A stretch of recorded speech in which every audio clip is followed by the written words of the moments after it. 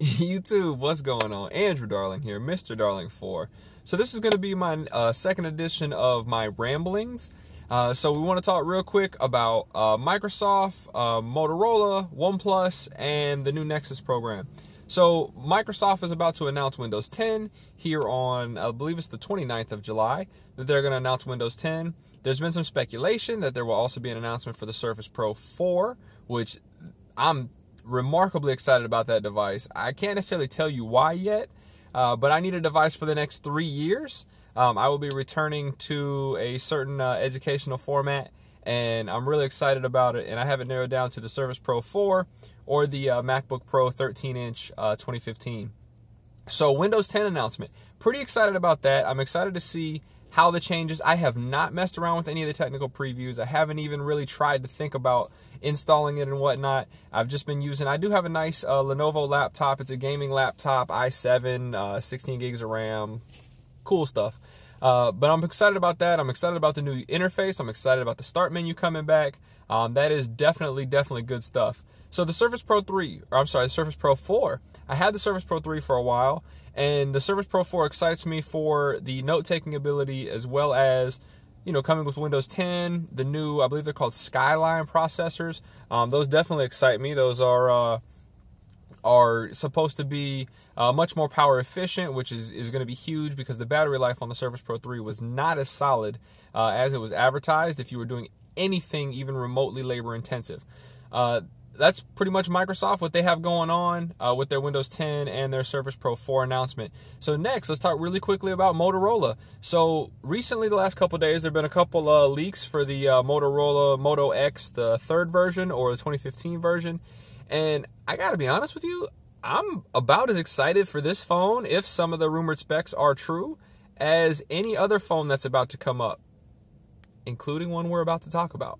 So the Moto X third generation looks like it has a 5.2-inch screen, and from some of the leaks, some of the spec kind of guesses, it looks like it's going to have the 808 processor, the same one that's in the LG G4, which, if Motorola does to it what it did with its first and second Moto X, you're not going to have any performance issues. You'll be just fine. And I read somewhere where it had something about a 33 or 32, 34, somewhere in there, 100 milliamp hour battery on a Moto X. That's serious. Like, that's the truth. That's what you want right there.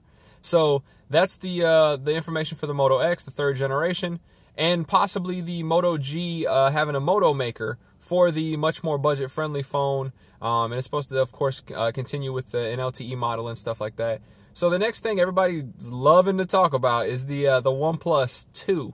So I have a gut feeling, hopefully, that I'll be one of the folks to get an invite for the OnePlus 2. And the only reason I say that is because I purchased multiple OnePlus 1s, and all of my invites, except for I think the final two, which were given to me the week that they went, you know, public with selling the OnePlus 1, all of the invites that I had were used.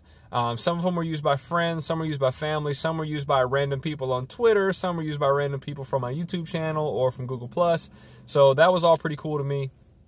The camera sensor, according to MKBHD, he's had a little bit of time with the phone, is good. Not the best on the market, but it's pretty good. Camera's always a huge deal for me in, you know, whether I decide to get a phone or not.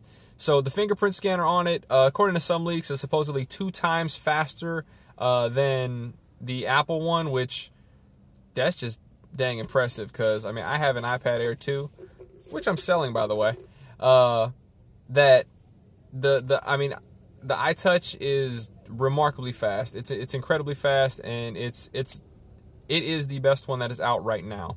So the last thing I want to talk about is the Nexus program. The fingerprint scanner that supposedly showed up on the LG version of the Nexus 5. I'm not entirely sure who's walking behind me, but whatever. The potential fingerprint scanner. So when Google announced the biometric side of it, the fingerprint scanner basically for Android M and it becoming a standard, what did people think was going to happen? So just because there's a fingerprint scanner doesn't mean that it's flanked by a recents app and a back button on either side, a la Samsung. Doesn't necessarily mean that. What it could mean is just very simply that the fingerprint scanners on the front because there just wasn't a better place to put it. While there are some other devices, I think Huawei has a device where the fingerprint scanner's on the back.